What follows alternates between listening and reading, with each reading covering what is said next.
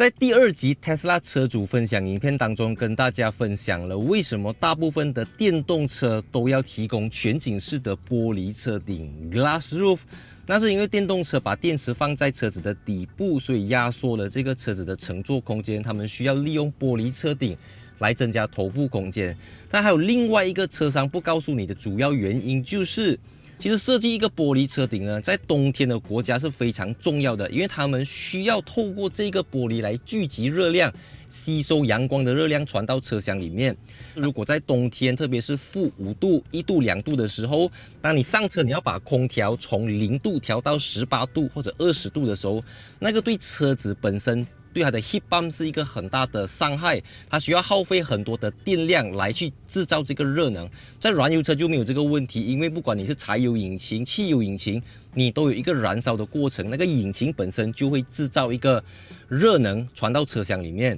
但是在电动车身上就不是这么一回事了，因为锂离子电池本身是不发热的，电动马达本身也不像引擎这样子会有这个燃烧的过程。可是，在马来西亚来讲，我们从1月到12月，我们只有分为雨季跟非雨季。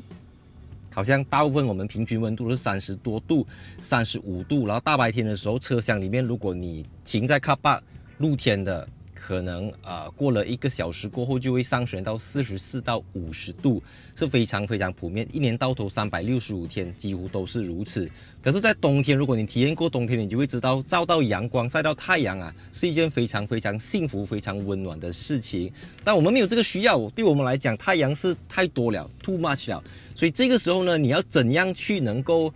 降低这个车子的阳光，而且阳光又有紫外线，可能有些人怕晒黑，然后皮肤会老化或者会有一些斑等等。那这个时候呢，隔热膜就是一个非常非常重要的东西。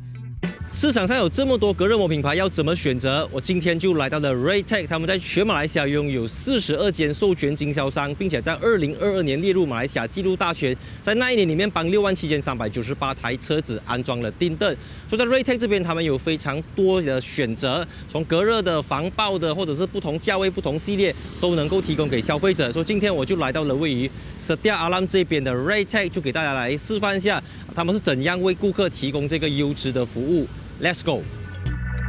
大部分人都会用隔热膜的透光度来判断它的隔热能力，好像暗的就比较能够隔热，但实际上 Visible Light Transmission VLT 透光度对于隔热效果并不是最主要的原因 ，Infrared Rejection IR 才是重点。那防红外线的强度也决定了隔热膜的价格和档次。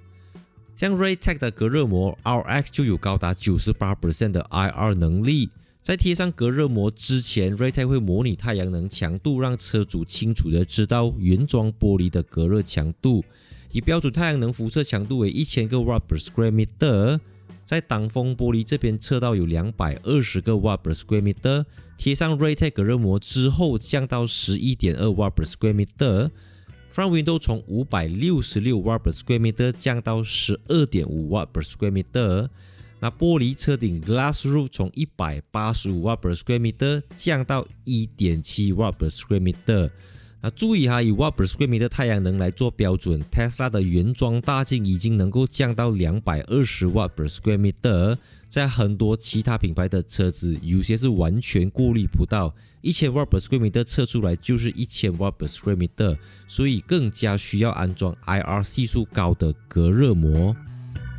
整个安装的过程可以说是非常的专业首先，你一踏进来店里面 ，Raytech 的专业人员会向顾客去解释这个热能跟纸之间的关系，然后什么占的热能最大部分是UV 吗？是红外线吗？还是其他因素等等？然后再用500瓦的灯泡来示范不同价位、不同 level 的这个隔热膜，它能够起到的效果是怎样？这些都是用这个 Watt per square meter 来测试，是非常精准的知道。所以除了测试这个隔热膜跟热能之间的关系之外，车子也要进行测试。好像Tesla 这样子，它是 laminated glass， 跟一般普通的品牌的车子可能会有不同，因为有的玻璃比较厚，有的玻璃比较薄，有些玻璃就已经自带隔热，然后你只需要在这个基础上去针对你车子的隔热能力，再去进一步的去精益求精，锦上添花这样子。所以整个安装过后，从车顶我的整个玻璃很大片，再到车窗前面、后面等等，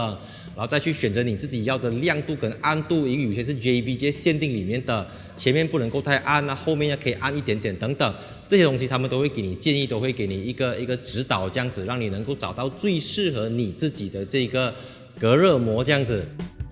安装了 Raytech 的隔热膜之王 RX 系列之后呢，我的大镜 Front Window、Rear Window 跟我的头顶这一块 Glass Roof 全部都做了隔热的处理，特别是98% 的 IR rejection， 就是能够阻隔掉这个太阳能、红外线等等。所以这样子的好处就是啊，其实我在驾车的时候，我一开始要去做隔热膜，最主要是因为车顶嘛，因为车顶它会一直有一个源源不绝的热量聚集在我的头顶这边，然后冷气又是这样吹，冷气又不是从这边吹来的，所以呢嘛，这个东西很难去，就是一直会有在那边。所以这样子做了过后啊，我之前在买车的时候我已经订了那个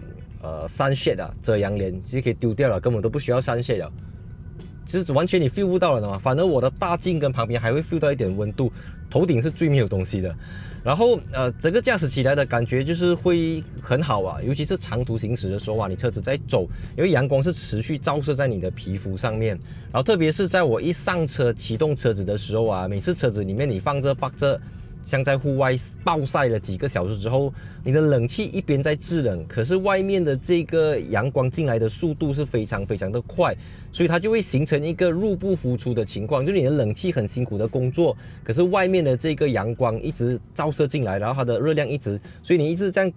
在跟它 fight， 你懂吗？一直在跟它对抗你的冷气。有了这个 RX 系列的隔热膜啊，就是 Raytech 的隔热膜之后呢，我发现到冷气一下子就冷了。这不夸张了，真的是马上一下子就冷，而且当它冷了之后呢，不管外面的阳光突然间猛烈，然后没有云直接照射之下，它也不会说很大的起伏。比如说我放在20度就 keep 在20度，或者我放在23度就 keep 在23度就好了，我不用一直去 adjust 它，因为这个红外线或者说这个太阳能进来的这个速度是变得更加的缓慢，所以你的 aircon 能够更快的将这个热空气排出去，所以对我的车子的这个续航里程也是有很大的帮助，因为你车子的这个冷气系统它不需要一直去很大幅度的工作，消耗很多的锂离子电池的电量等等。